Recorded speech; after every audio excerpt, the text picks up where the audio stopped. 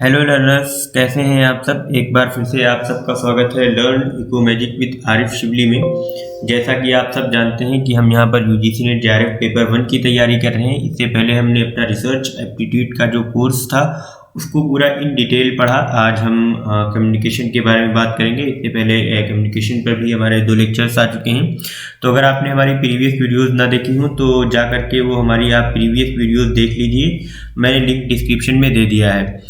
तो अगर आप हमारे चैनल पर पहली बार भी आ रहे हैं तो मैं आपको बता दूं कि जो हमारा टेलीग्राम का चैनल है लर्न इको मैजिक के नाम से, हमने यहाँ पर इकोनॉमिक्स की स्टैंडर्ड बुक्स अपलोड कर दी हैं और डेली क्विजेज और पेपर 1 के एमसीक्यूज हम यहाँ पर अपलोड करते हैं ताकि आप उसको प्रैक्टिस करके अपनी प्रिपरेशन को और बेहतर कर सकें। और UGC net JRF, PhD entrance और पीजीटी या असिस्टेंट प्रोफेसर से रिलेटेड जो पीडीएफ नोट्स होती हैं उसको भी हम यहाँ पे अपलोड करते हैं। तो आप उसको जा करके देख लीजिए और उसका फ़ायदा उठाइए। और ये मेरा नंबर दिया हुआ है, अगर आपको कोई डाउट रहता है वीडियो से रिलेटेड या कंटेंट से रिलेटेड तो आप बात कर सकते हैं इस पर व्हाट्सअप करके। और इसके अलावा जो हमारा इंस्टा का अकाउंट है लर्न इको मैजिक के नाम से, आप उसको भी फॉलो कर लीजिए। Notification, motivational quotes, fun fact, short note और बहुत सारी चीज़ें आपको इंस्टा के अकाउंट पर मिलेंगी। तो टाइम ज़्यादा ज़ाया ना करते हुए हम आज की वीडियो शुरू करते हैं और देख लेते हैं जो सिलेबस है कम्युनिकेशन का उसमें क्या क्या चीज़ें हैं। जैसे कम्युनिकेशन में इसकी मीनिंग क्या है, टाइप्स, कैरेक्टरिस्टिक्स और क्या होता है इफेक्टिव कम्युनिकेशन, फिर वर्बल, नॉन वर्बल, इंटरकल्चरल और ग्रुप कम्युनिकेशन, क्लासरूम कम्युनिकेशन, और इसके अलावा बैरियर्स टू इफेक्टिव कम्युनिकेशन और मास मीडिया एंड सोसाइटी। और इसके अलावा जो सब टाइप्स हैं या सब टॉपिक्स हैं उसको भी हम देखेंगे, बातचीत करेंगे उसके बारे में भी। तो देखते हैं आज कि हमने अपने लेक्चर में क्या डिस्कस करना है। जैसा कि आप यहाँ पे देख सकते हैं कि हमारी जो प्रीवियस वीडियोस 2 रही हैं कम्युनिकेशन के ऊपर, उसमें हमने बात की थी मीनिंग और characteristics, objectives and functions of communication के ऊपर। और जो दूसरी वीडियो रही थी हमारी उसमें हमने टाइप्स ऑफ कम्युनिकेशन के बारे में ही बात की थी। कुछ टाइप्स रह गए थे जिसके बारे में हम आज बात करेंगे और जो अदर टॉपिक्स हैं उसके बारे में भी हम इसी तरह से दिए हुए शेड्यूल के अकॉर्डिंग बातचीत करेंगे। तो लेट्स स्टार्ट, शुरू करते हैं आज का अपना लेक्चर बाकायदा तरीके से। तो जो टाइप्स ऑफ कम्युनिकेशन में जो हमने कल बताया था कि जो कम्युनिकेशन को कई बेसिस पे डिवाइड किया गया है, जिसमें से एक बेसिस ये था कि रिलेशनशिप के बेस पे कम्युनिकेशन का डिवीजन किया गया है, जिसमें 4 टाइप्स हैं कम्युनिकेशन के। एक तो इंटरपर्सनल कम्युनिकेशन, एक इंट्रापर्सनल कम्युनिकेशन, एक ग्रुप कम्युनिकेशन और एक मास मीडिया कम्युनिकेशन। और जो दूसरा बेसिस था क्लासिफिकेशन का, तो डायरेक्शन के बेस पे कम्युनिकेशन को डिवाइड किया गया था, जिसमें एक वर्टिकल कम्युनिकेशन आता है, एक लिटरल या हॉरिजॉन्टल कम्युनिकेशन आता है और एक डायगोनल कम्युनिकेशन आता है। तो ये 2 बेसिस पे हम कल बात कर चुके हैं। हमने इन डिटेल समझा था कि intrapersonal, interpersonal, group, mass media, vertical, literal या हॉरिजॉन्टल और डायगोनल कम्युनिकेशन वगैरह क्या होता है। जो अदर बेसिस हैं, जैसे कि एक चैनल के बेस पे जब हम कम्युनिकेशन का डिवीजन करते हैं, जैसे इसमें वर्बल कम्युनिकेशन हो गया, नॉन वर्बल कम्युनिकेशन हो गया, तो हम इसके बारे में आज इन डिटेल बात करेंगे और इसके सारे फीचर्स, सारे ऑब्जेक्टिव्स या जो भी कैरेक्टरिस्टिक्स हैं वर्बल और नॉन वर्बल कम्युनिकेशन की, इसके बारे में हम बात करेंगे। और जो हमारा दूसरा बेसिस था क्लासिफिकेशन का कम्युनिकेशन के टाइप्स को लेकर के, वो पर्पस और स्टाइल का है। तो इसमें पर्पस और स्टाइल में आप सब जानते होंगे कि एक फॉर्मल कम्युनिकेशन रहता है, एक इनफॉर्मल कम्युनिकेशन होता है। तो ये कुछ टाइप्स हैं जिनको आप याद रखिएगा। जैसे रिलेशनशिप के बेस पे 4 टाइप होते हैं, इंट्रापर्सनल, इंटरपर्सनल, ग्रुप, और ये डायरेक्शन के बेस पे वर्टिकल, लिटरल, डायगोनल, और चैनल के बेस पे वर्बल, नॉन वर्बल, और इसमें क्लासिफिकेशन जो किया गया है पर्पस और स्टाइल के बेस पे, इसमें फॉर्मल एंड इनफॉर्मल कम्युनिकेशन। तो इनको भी आप याद रखिएगा कि इतने टाइप के कम्युनिकेशन होते हैं। तो हम शुरू करते हैं सबसे पहले चैनल के बेस पे जो 2 टाइप्स होते हैं, वर्बल कम्युनिकेशन और नॉन वर्बल कम्युनिकेशन। उसमें हम सबसे पहले वर्बल कम्युनिकेशन की बात करते हैं। तो जब भी वर्बल वर्ड आता है ना, तो इसमें कई सारी चीज़ें हमारे माइंड में आती हैं और सबसे पहली चीज़ ये होती है कि हम इसमें यूज़ करते हैं किसका, वर्ड्स का। तो वर्बल कम्युनिकेशन जब भी कहीं भी होगा तो इसमें हम हमारा जो भी मैसेज होगा या जो भी इंफॉर्मेशन होगी, तो हम जब कम्युनिकेशन कर रहे होंगे तो हम इसमें ज़्यादा से ज़्यादा इस्तेमाल करेंगे वर्ड्स का। और वर्बल कम्युनिकेशन में एक चीज़ और याद रखने के लिए कही जाती है कि किस, एक एक्रोनिम है, न्यूमोनिक है किस। इसका मतलब होता है keep it short and simple. तो in order to deliver the right message the communicator must be empathetic. Communicator को तो एम्पैथेटिक होना ही चाहिए, उसके अलावा जो कम्युनिकेटर हो, जो भी अपनी बातचीत रख रहा हो वर्ड्स के थ्रू, तो उन वर्ड्स के थ्रू वो अपना मैसेज शॉर्ट रखे और सिंपल रखे, ताकि सामने वाले को आसानी से बात समझ में आ जाए। तो ये ज़्यादातर वर्बल कम्युनिकेशन में देखने को मिलता है। अच्छा, अगर हम बात करें कि वर्बल कम्युनिकेशन कितने टाइप्स के होते हैं या वर्बल कम्युनिकेशन को कितने हिस्सों में डिवाइड किया गया है, तो इसके भी दो हिस्से होते हैं। एक ओरल कम्युनिकेशन होता है और एक रिटन कम्युनिकेशन होता है। और वर्बल कम्युनिकेशन में आप इस चीज़ को कभी ना भूलें कि वर्बल कम्युनिकेशन में हमेशा वर्ड्स का यूज़ ज़रूर होगा, तभी वो वर्बल कम्युनिकेशन कहलाएगा, वरना वो वर्बल कम्युनिकेशन नहीं कहलाएगा। अच्छा, अगर हम बात करें अगर ओरल कम्युनिकेशन की कि ओरल कम्युनिकेशन क्या है, तो ओरल कम्युनिकेशन, ओरल का क्या मतलब होता है, जैसे कि मैं कोई चीज़ अगर आपको बोल के बता रहा हूँ या समझा रहा हूँ, तो मैं कुछ वर्ड्स बोल रहा हूँ, तो जो भी ओरल कम्युनिकेशन होगा इसमें कुछ स्पोकन वर्ड्स यूज़ किए जाएंगे। और इसमें जब भी हम ओरली बातचीत कर रहे होंगे तो हमारे फेस टू फेस कन्वर्सेशंस होते हैं, हम कुछ स्पीच दे रहे होते हैं या कोई टेलीफोनिकली बात कर रहे होते हैं या किसी वीडियो के थ्रू बात कर रहे होते हैं हम, या रेडियो या टेलीविज़न या वॉइस ओवर इंटरनेट, कई सारे एग्जांपल्स दे सकते हैं। वॉइस ओवर इंटरनेट जो अदर मीन्स है, जैसे कि व्हाट्सअप हो गया, जूम, गूगल मीट या और यूट्यूब पे, तो जितना भी जब भी हम इस तरह से कम्युनिकेशन कर रहे होते हैं ओरली बोल करके, स्पोकन वर्ड्स का यूज़ करके, तो वो हमारा ओरल कम्युनिकेशन कहलाता है। और ओरल कम्युनिकेशन को अफेक्ट करने वाले या ओरल कम्युनिकेशन किन किन फैक्टर्स से इन्फ्लुएंस होता है या कौन कौन सी चीज़ों का असर पड़ता है ओरल कम्युनिकेशन में, तो इसमें एक चीज़ बहुत इंपॉर्टेंट है, पिच एंड वॉल्यूम की। यानी कि आप जो चीज़ बोल रहे हो तो उसके आपका जो पिच और वॉल्यूम है वो अप्रोप्रिएट होना चाहिए, ना बहुत ज़्यादा हाई होना चाहिए ना बहुत ज़्यादा लो होना चाहिए, वो मॉडरेट होना चाहिए और नीड के अकॉर्डिंग होना चाहिए। आप जिस स्पीड से बात कर रहे हैं वो स्पीड भी बहुत स्लो ना हो और ना ही बहुत फास्ट हो, ऐसा ना हो कि कोई एक्सप्रेस ट्रेन चल रही है।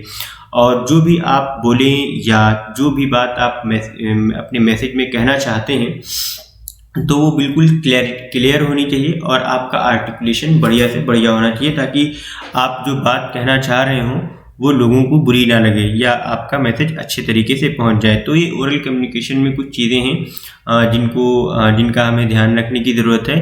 और अगर हम बात करें रिटन कम्युनिकेशन की, तो रिटन कम्युनिकेशन में जो कुछ भी हम बातचीत करते हैं या जो भी सिंबल्स का यूज़ करते हैं, जिन भी वर्ड्स का यूज़ करते हैं, तो वो रिटन फॉर्म में होते हैं। हो सकता है वो प्रिंटेड फॉर्म में हो या हैंड रिटन फॉर्म में हो, और इसमें हम पिक्चर्स का भी यूज़ कर सकते हैं, ग्राफ्स का भी यूज़ कर सकते हैं। तो जो कुछ भी हमारा कम्युनिकेशन होगा रिटन कम्युनिकेशन में, हम टेक्स्ट के फॉर्म में इसमें लिख करके बातचीत करेंगे। और इसके अगर हम कुछ एग्जांपल्स देखें तो जैसे एक ईमेल का एग्जांपल हो गया, एक लेटर का एग्जांपल हो गया, एक रिपोर्ट का, एक मेमो का, तो ये कुछ एग्जांपल्स हैं। इसके अलावा जो हम फेसबुक, व्हाट्सएप या अदर सोशल मीडिया चैनल पर चैटिंग करते हैं तो वो भी एक रिटन कम्युनिकेशन का एक एग्जांपल है। और अगर हम बात करें कि एडवांटेजेस क्या है ओरल कम्युनिकेशन के, तो सबसे पहले इसका ओरल कम्युनिकेशन का सबसे जो बड़ा एडवांटेज है कि ये नेचुरल होता है और स्पॉन्टेनियस होता है। यानी कि जब भी हम बात कर रहे होते हैं किसी से ओरली, तो वो एट दैट टाइम होता है और उसी टाइम वो सामने वाला जो भी रिसीवर होता है मैसेज हमारा रिसीव कर रहा होता है और फीडबैक दे रहा होता है। और इसमें थोड़ा सा इसी वजह से आसानी भी होती है लोगों को समझने में, और जितने भी वर्ड्स का हम यूज़ करते हैं ओरली वो ज़्यादातर लिसनर्स को सूट करते हैं और वो उनको थोड़ा सा अच्छा महसूस होता है। और ये कई बार नॉन वर्बल कम्युनिकेशन से भी इसको सपोर्ट मिलता है। जब भी हम जैसे ओरली बात कर रहे होते हैं वर्ब्स का यूज़ करके या वर्ड्स का यूज़ करके, तो वर्ड्स का यूज़ करते हुए हम अपने फेशियल एक्सप्रेशंस का भी यूज़ कर सकते हैं, जेस्चर्स का भी यूज़ करते हैं। तो जो नॉन वर्बल कम्युनिकेशन के कुछ एलिमेंट्स होते हैं वो उनका सपोर्ट मिलता है ओरल कम्युनिकेशन में। और जो भी कम्युनिकेटर होता है वो ज़्यादातर फिजिकली अवेलेबल रहता है या तो वर्चुअली अवेलेबल रहता है, यानी उसकी वॉइस सुनने को मिलती है या उसको हम देख सकते हैं। और जो ओरल कम्युनिकेशन होता है क्लोज रिलेशनशिप्स को बिल्ड करने में भी काफ़ी हेल्प करता है। जो स्पीकर और लिसनर रहते हैं दोनों के बीच एक अच्छी रिश्तेदारी बनाने में काफ़ी हेल्प करता है ओरल कम्युनिकेशन। अच्छा, ये तो कुछ एडवांटेज हो गए ओरल कम्युनिकेशन के। अब अगर हम बात करें लिमिटेशंस की कि ओरल कम्युनिकेशन की कौन कौन सी लिमिटेशंस हैं या क्या क्या डिसएडवांटेजेस हैं, तो ओरल कम्युनिकेशन का जो सबसे बड़ा डिसएडवांटेज भी है कि हम कुछ भी बोलने के बाद उसका हमारे पास कोई रिकॉर्ड नहीं रहता है। तो जो भी हम बोलते हैं वो डिसअपियर हो जाता है एक थिन एयर में। तो इसी तरह से कह सकते हैं हम कि जो हमारे वर्ड्स होते हैं वो टेम्परेरी होते हैं। जब जो कुछ भी हम बोलते हैं तो वो टेम्परेरी होता है और उसको हम रिकॉल नहीं कर सकते हैं, या अगर हम उसका कुछ रिकॉर्ड रखना चाहें तो हमारे पास नहीं रह सकता है अनटिल एंड अनलेस कि हम उसकी वीडियो रिकॉर्डिंग ना कर लें या कोई और सोर्स से उसको रिकॉर्ड ना करें। लेकिन अगर कोई ओरली ऐसे ही आकर के हमसे बातचीत कर रहा है तो उसका रिकॉर्ड रखने में काफ़ी मुश्किल होती है। और जो भी हम कई बार सुनते हैं, जैसे हमने किसी से कोई बातचीत की कॉल पे या हमसे कोई कभी मिला, हमने उससे कुछ इंटरेक्शन किया, तो हम कई बार वो भूल जाते हैं। ज़्यादा से ज़्यादा हमारे जहन में वो चीज़ 10 मिनट रही या 20 मिनट, या हो सकता है कि 2 घंटे रही हो, या हो सकता है 10 दिन रही हो, लेकिन कुछ टाइम के बाद हम उसको भूल जाते हैं। तो ये एक लिमिटेशन है। और नॉन वर्बल कम्युनिकेशन में कई सारी चीज़ें जो होती हैं ओरल कम्युनिकेशन में, कई बार क्या होता है कि जो नॉन वर्बल कम्युनिकेशन जो सपोर्ट करता है ओरल कम्युनिकेशन को, वो दूसरे लोग उसको समझ नहीं सकते हैं, या अदर कल्चर्स के यानी कि अदर कंट्रीज में अगर लोग रह रहे हैं तो जो हमारे जेस्चर्स या पोस्चर्स होते हैं तो वो जेस्चर्स या पोस्चर को सबको समझ में नहीं आते हैं। जैसे कि पंजे का मतलब साउथ अफ्रीका में अगर हम किसी को पंजा दिखा रहे हैं तो साउथ अफ्रीका में उसकी मीनिंग कुछ और होगी पंजा दिखाने की, और अगर हम इंडिया में किसी को पंजा दिखा रहे हैं तो उसकी मीनिंग कुछ और है। तो ये चीज़ है कि जो नॉन वर्बल क्यूज़ होते हैं, जो नॉन वर्बल एलिमेंट्स होते हैं जो सपोर्ट करते हैं ओरल कम्युनिकेशन को, वो हर एक इंसान उसको समझ नहीं पाता है, या अलग अलग कल्चर के अगर लोग हैं तो उनको समझने में थोड़ी सी मुश्किल होती है। अगर हम एडवांटेजेस की बात करें रिटन कम्युनिकेशन की, तो जो रिटन कम्युनिकेशन हमारा होता है उसमें हम अपने मैसेजेस को बार बार एडिट कर सकते हैं, रिवाइज कर सकते हैं जितनी बार भी चाहें, लेकिन भेजने से पहले, यानी कि जो भी हमारा मैसेज होगा, जो भी हमारी इंफॉर्मेशन होगी, उसको हम डिलीवर करने से पहले जितनी बार चाहें उसको एडिट कर लें, जितनी बार चाहें रिवाइज कर लें। तो इससे हमारी जो एरर के जो चांसेस होते हैं हमारे, वो कम से कम हो जाते हैं। और रिटन कम्युनिकेशन एक जो ऑटोमेटिक रिकॉर्ड प्रोवाइड कराता है, जितने भी हम मैसेजेस सेंड करते हैं वो हम उनको सेव करके रख सकते हैं फर्दर रेफरेंसेस के लिए। जैसे हमारे पास कोई ईमेल भेजता है तो हमारे पास सेव रहता है, व्हाट्सएप पर अगर कोई मैसेज करता है तो हमारे पास वो सेव रहता है, या हमें कोई टेक्स्ट करता है, कोई लेटर लिख के देता है, और जो भी हम रिटन मैसेज भेजते हैं तो वो रिसीवर जो होता है वो उसको पूरी तरीके से उसको समझ सकता है, बार बार पढ़ सकता है और अपना फीडबैक भी दे सकता है उसी के अकॉर्डिंग। तो इसमें ऑब्जेक्टिविटी भी काफ़ी क्लियर रहती है रिटन कम्युनिकेशन में। अच्छा, रिटन कम्युनिकेशन का एक अगर हम इसकी कुछ लिमिटेशंस की बात करें तो इसमें सबसे बड़ी लिमिटेशन इसकी तो यही है कि इसमें एक प्रॉम्प्ट फीडबैक या स्पॉन्टेनियस फीडबैक नहीं आता। यानी अगर हम चाहें कि हमने जब किसी को एक ईमेल किया और हम चाह रहे हैं कि वो उसका जवाब तुरंत दे दे, तो वो तुरंत जवाब नहीं देता है, उसमें कुछ देर लगती है। लेकिन जब हम ओरली बात कर रहे होते हैं तो हमें उसका जवाब तुरंत मिल जाता है। अगर वो बोलता नहीं तो कुछ ना कुछ हमें आंसर मिलता है, भले ही उसके पोस्चर्स या गेस्चर्स या नॉन वर्बल क्यूज की वजह से मिले। अच्छा, इसके और अगर लिमिटेशन की बात करें तो ये कई बार इसमें टाइम टेकिंग, एक तो इसमें टाइम बहुत ज़्यादा लग जाता है, या कह सकते हैं कि टाइम टेकिंग प्रोसेस है ये। और जो यूजुअली कम्युनिकेशन होता है इसमें, ये ओरल और रिटन का जो दोनों का फॉर्मेट कई बार इसमें यूज़ कर दिया जाता है। तो ये एक कुछ 2-4 लिमिटेशंस हैं इसकी रिटन कम्युनिकेशन की। तो आई होप आप समझ गए होंगे कि ओरल कम्युनिकेशन और रिटन कम्युनिकेशन की जो एडवांटेज और डिसएडवांटेजेस क्या क्या हैं। अब अगर हम बात करें वर्बल कम्युनिकेशन में, जो ओरल कम्युनिकेशन और रिटन कम्युनिकेशन है, इनको अगर हम इम्प्रूव करने के लिए कौन कौन सी चीज़ों का ध्यान रख सकते हैं तो आप सब जानते होंगे, समझदार होंगे। फिर भी मैं रिपीट कर दे रहा हूँ कि इसमें हम किन किन चीज़ों का ख्याल कर सकते हैं जो हमें आगे आने वाले टाइम में जब भी हम यूज़ कर रहे होंगे ओरल कम्युनिकेशन या रिटन कम्युनिकेशन तो हमें काफ़ी हेल्प करेगा। तो सबसे पहले कि हम जब कुछ भी बोल रहे हों या कोई भी बातचीत कर रहे हों तो हमको ख्याल रखना चाहिए कि हम जो कुछ भी बोलें उसको बोलने से पहले हम कुछ सोचें, और जो भी बोलें उसको हम क्लियर रखें, कंसाइज रखें और पूरे कॉन्फिडेंस के साथ बोलें। और हमारी जो टोन है हम उसको वेरी करते रहें। अगर हमको किसी शब्द के ऊपर, किसी लफ्ज़ या किसी बात के ऊपर ज़्यादा जोर देना है तो उसको थोड़ा सा जोर दे के कहें, या कोई चीज़ आराम से कहनी है तो हम उसको आराम से करें।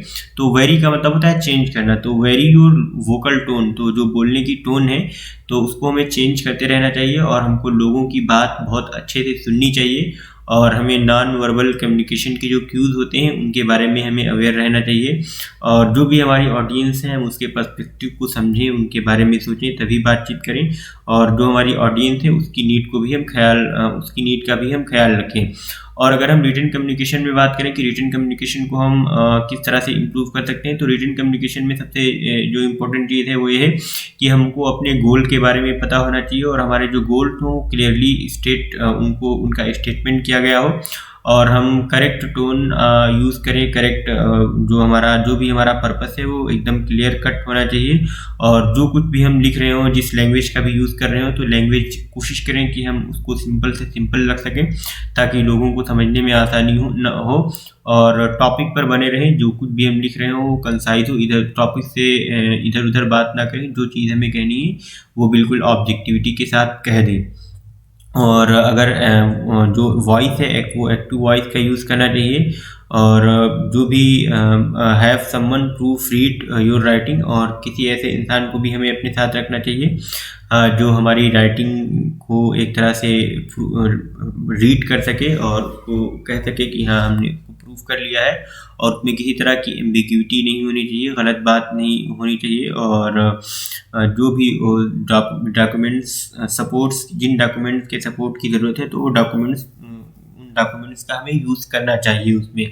ऐसा ना हो कि हम कोई चीज़ ऐसी लिख रहे हैं जो झूठ है या अनरियल है, तो हमें इन सब चीज़ों का ख्याल रखना चाहिए। इससे हमारी जो रिटन कम्युनिकेशन है वो इम्प्रूव हो जाती है। इसको अगर आप इन डिटेल और पढ़ेंगे तो इसमें और भी बहुत सारी चीज़ें हैं, जो भी कम्युनिकेशन स्किल्स के स्पेशलिस्ट हैं तो वो आपको बताएंगे। अगर आप और ज़्यादा अच्छा करना चाहते हैं तो आप उनको रिफ़र कर सकते हैं।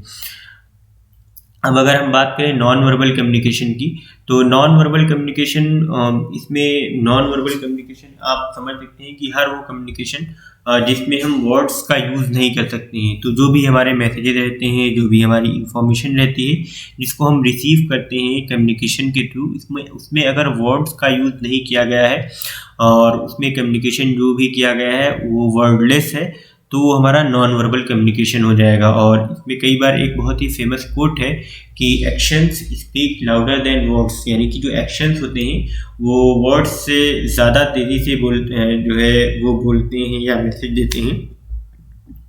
तो कई बार non verbal communication verbal communication से ज़्यादा बेहतर होता है। और हम बात करेंगे अभी आगे चल के कि कौन सा type of communication best communication रहता है, बताएंगे आपको आगे चल के। और जितना भी नॉन वर्बल कम्युनिकेशन होगा ना, इसमें जो स्पीकर रहेगा अपनी बॉडी जेस्चर्स का यूज़ करेगा, आई कांटेक्ट का यूज़ करेगा, यानी कि जब भी बात कर रहा होगा लोगों से तो वो आँख में आँख डाल के बात कर रहा होगा और विद कॉन्फिडेंस बात कर रहा होगा। उसकी जो बॉडी लैंग्वेज के जो पोस्चर्स होंगे, जो टोन होगी वॉइस की, जो फेशियल एक्सप्रेशंस होंगे, वो कुछ ना कुछ बयान कर रहे होंगे। और नॉन वर्बल कम्युनिकेशन में कुछ और वो हैं एलिमेंट्स हैं जिनका हमें ख्याल रखना चाहिए। एक तो अपीयरेंस जो बहुत इम्पॉर्टेंट है, और बॉडी लैंग्वेज, और साउंड जो हमारी टोन है, जो स्पीच का रेट है वो प्रॉपर होना चाहिए। वो बहुत तेज़ नहीं होना चाहिए, ना बहुत स्लो होना चाहिए, ना हमेशा ही मॉडरेट भी ना हो। तो जहाँ पर हमें तेज़ करने की ज़रूरत है हम वहाँ पर तेज़ करें, और जहाँ पे स्लो करने की ज़रूरत है वहाँ पे स्लो करें, जहाँ मॉडरेट की ज़रूरत है वहाँ मॉडरेट रहें। और अपीयरेंस में कई बार जैसे हम लोग देखते हैं ना कि कोई डॉक्टर है वाइट कोट पहने हुए है तो हम समझ जाते हैं कि वो डॉक्टर है, या कोई वकील है वो ब्लैक कोट पहन के आया हुआ है तो हम समझते हैं कि वो वकील है। तो अपीयरेंस का भी काफ़ी अपीयरेंस की भी काफ़ी इंपॉर्टेंस रहती है नॉन वर्बल कम्युनिकेशन में। तो ये कुछ एलिमेंट्स हैं, एक अपीयरेंस हो गया, एक बॉडी लैंग्वेज और एक साउंड।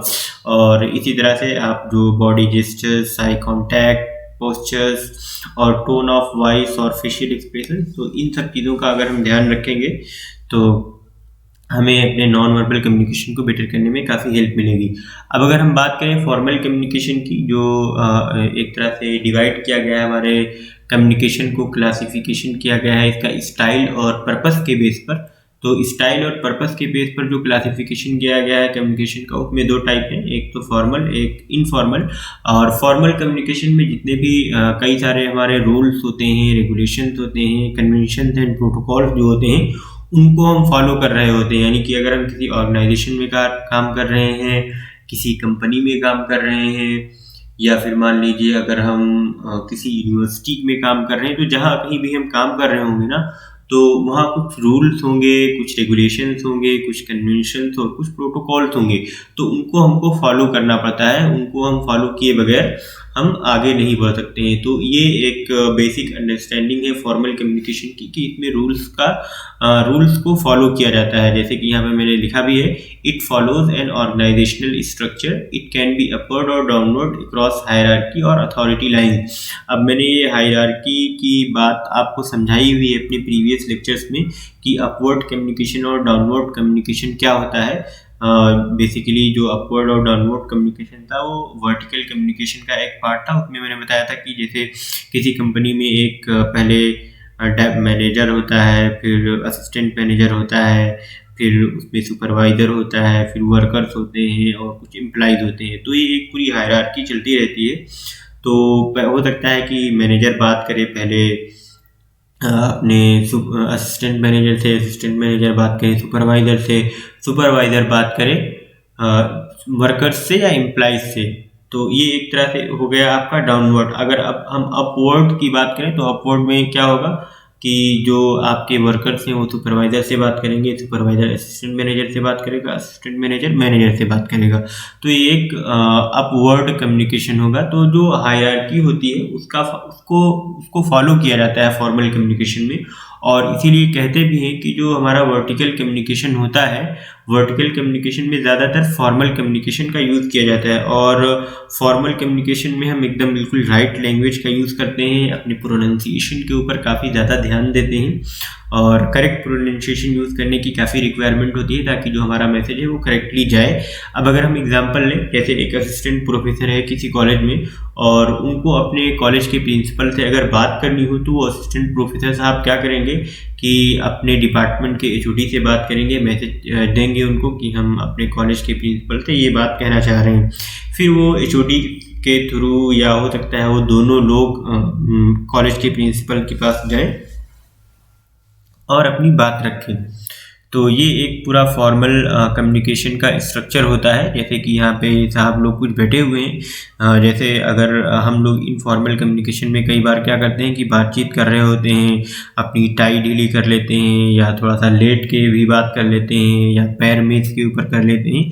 तो कुछ रूल्स और रेगुलेशंस होते हैं, कुछ एथिक्स होते हैं जिनका हमें ख्याल रखना होता है फॉर्मल कम्युनिकेशन में।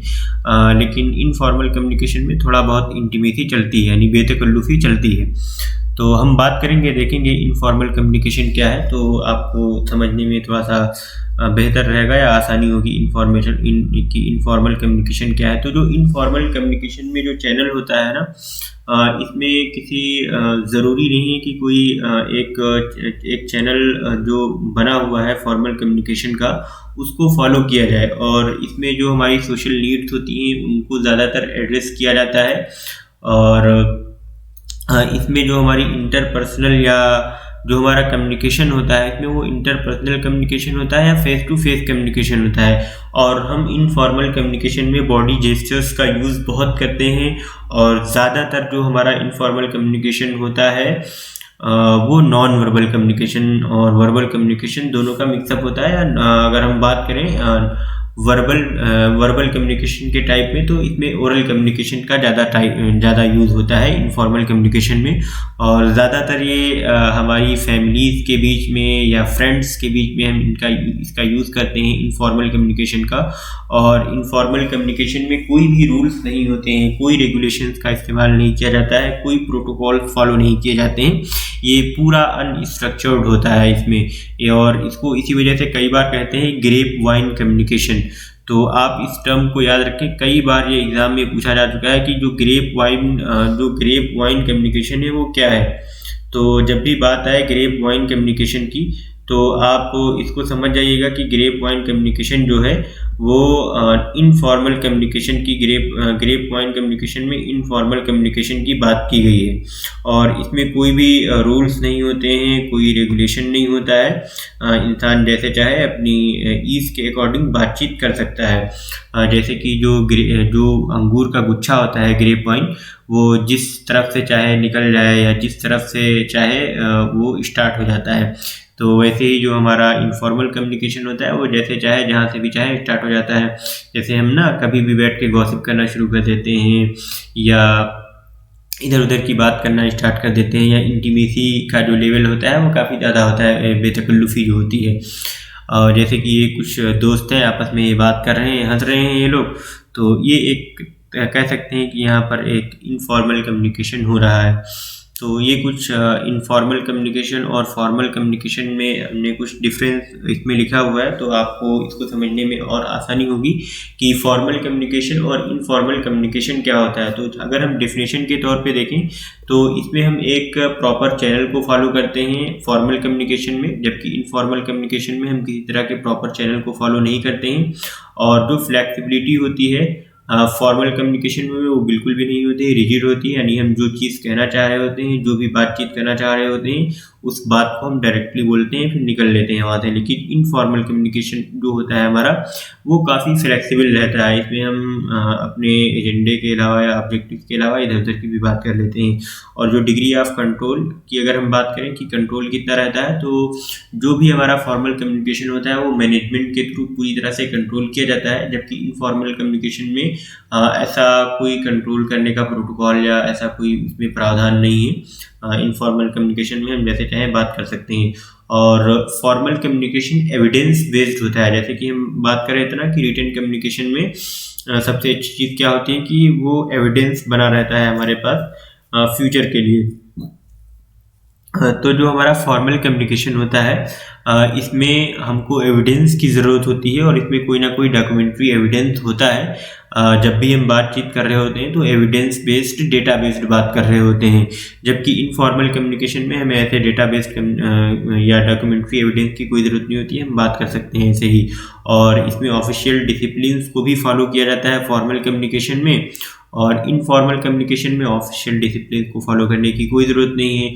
और जो फ्लो ऑफ इंफॉर्मेशन होता है इसमें सिर्फ अपवर्ड और डाउनवर्ड ही हो सकता है फॉर्मल में, जबकि इनफॉर्मल में सारी ही डायरेक्शन में हो सकता है। जो जिससे बात करना चाहे कर सकता है इनफॉर्मल कम्युनिकेशन में, जबकि फॉर्मल कम्युनिकेशन में सिर्फ और सिर्फ अपवर्ड या डाउनवर्ड फ्लो होगा कम्युनिकेशन का। और जो स्पीड होती है कम्युनिकेशन की वो थोड़ा सा स्लो होती है फॉर्मल कम्युनिकेशन में, क्योंकि जैसे जब भी अपवर्ड या डाउनवर्ड कम्युनिकेशन होता है, मान लीजिए कोई मैनेजर है वो अपने एम्प्लॉयज़ तक या वर्कर्स तक कोई बात पहुंचाना चाहता है, तो वो पहले अपने असिस्टेंट मैनेजर से बताएगा, फिर असिस्टेंट मैनेजर सुपरवाइज़र से बताएगा, फिर सुपरवाइज़र जाकर के वर्कर्स या एम्प्लॉयज़ को बताएगा। तो ये स्पीड थोड़ा सा स्लो होती है इसमें, जबकि इनफॉर्मल कम्युनिकेशन में स्पीड स्लो नहीं होती है बल्कि बहुत फास्ट होती है, और इंस्टेंटली हम इसको चीज़ों को फॉरवर्ड कर सकते हैं। और जो सीक्रेसी होती है, यानी कि चीज़ों को सीक्रेट रखने की जो टेंडेंसी होती है फॉर्मल कम्युनिकेशन में वो ज़्यादा होती है, मेंटेन रखा जा सकता है। और इसमें सीक्रेसी को मेंटेन रखना काफ़ी डिफ़िकल्ट होता है। रूमर्स इसी वजह से भी काफ़ी जल्दी फैल जाते हैं इनफॉर्मल कम्युनिकेशन में, जबकि फॉर्मल कम्युनिकेशन में कोई स्कोप नहीं होता है रूमर्स के लिए। और इनफॉर्मल कम्युनिकेशन में काफ़ी ज़्यादा फ्लेक्सिबिलिटी होने की वजह से रूमर्स का स्कोप काफ़ी ज़्यादा होता है। और अगर हम डिस्टोर्शंस की बात करें कि जब हम बातचीत कर रहे होते हैं फॉर्मल कम्युनिकेशन में, तो जो भी हम मैसेज दे रहे हैं, अगर मैनेजर ने कोई मैसेज दिया है एम्प्लॉइज़ को, तो जैसा मैसेज दिया है उसने असिस्टेंट मैनेजर को, वैसा का वैसा ही मैसेज वो असिस्टेंट एम्प्लॉइज़ तक पहुंचता है सुपरवाइजर से होते हुए। लेकिन इसमें ऑफिशियल जो हमारा इनफॉर्मल कम्युनिकेशन होता है, इसमें ऑफिशियल डेकोरम ना होने की वजह से हमारा जो मैसेज होता है इधर उधर कई बार टुकड़ों में बंट जाता है, या वो उसमें कई सारे डिस्टोर्शंस आ जाते हैं। अगर हम टाइम की बात करें तो जो हमारा फॉर्मल कम्युनिकेशन है वो काफ़ी टाइम कंज्यूमिंग होता है, और informal communication less time consuming होता है।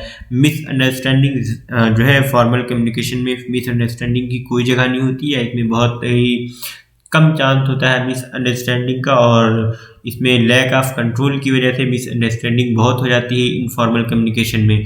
और अगर हम कॉस्ट की बात करें तो ये काफ़ी एक्सपेंसिव होता है फॉर्मल कम्युनिकेशन, जबकि इनफॉर्मल कम्युनिकेशन कुछ भी एक्सपेंसिव नहीं होता है। और अगर हम लास्ट पॉइंट की बात करें कि मिस्टेक की, तो जो ऑफिशियल डिसिप्लिन होता है हमारा फॉर्मल कम्युनिकेशन में, तो ऑफिशियल डिसिप्लिन होने की वजह से हम मिस्टेक्स इसमें कम से कम करते हैं। और कोई डिसिप्लिन ना होने की वजह से, या कोई रूल्स या रेगुलेशंस या प्रोटोकॉल फॉलो ना करने की वजह से इनफॉर्मल कम्युनिकेशन में हमारी मिस्टेक्स कई बार बहुत ज़्यादा हो जाती हैं। तो ये इसके कुछ कह सकते हैं ड्रॉबैक भी हैं या कह सकते हैं डिफरेंस हैं। तो आप हँसिए, मुस्कुराइए, आपने टाइप्स ऑफ कम्युनिकेशन को कंप्लीट कर लिया है। इसके अलावा और कोई टाइप ऑफ कम्युनिकेशन नहीं होता है, अगर होगा भी तो हम आने वाले लेक्चर्स में उसको कवर कर लेंगे। मैंने पूरी कोशिश की है कि सारे टाइप्स ऑफ कम्युनिकेशन को कवर कर लूँ। और बहुत बहुत शुक्रिया आप सबका, थैंक यू फॉर वॉचिंग। और अगर आपने हमारा जो यूट्यूब का चैनल सब्सक्राइब ना किया हो तो प्लीज़ सब्सक्राइब कर लें। और हम आपको बता दें कि जो हमारी नेक्स्ट वीडियो होगी हम उसमें मॉडल्स ऑफ कम्युनिकेशन के बारे में बात करेंगे कि कम्युनिकेशन के कौन कौन से मॉडल हैं जो एग्ज़ाम के प्रोस्पेक्ट से थोड़ा सा इम्पोर्टेंट हैं। तो उनके बारे में हम बातचीत करेंगे आने वाले लेक्चर्स में। तो एक बार फिर से आप सबसे रिक्वेस्ट है कि प्लीज़ लाइक करें, सब्सक्राइब करें, शेयर करें। और अगर आपने नोटिफिकेशन बिल को प्रेस ना किया हो तो प्रेस कर लीजिए, ताकि आपको हमारी वीडियो का जो लिंक है वो सबसे पहले मिल जाए, नोटिफिकेशन आपके पास जाए सबसे पहले। और कमेंट करके ज़रूर बताएं कि आपको कैसी लगी हमारी वीडियो।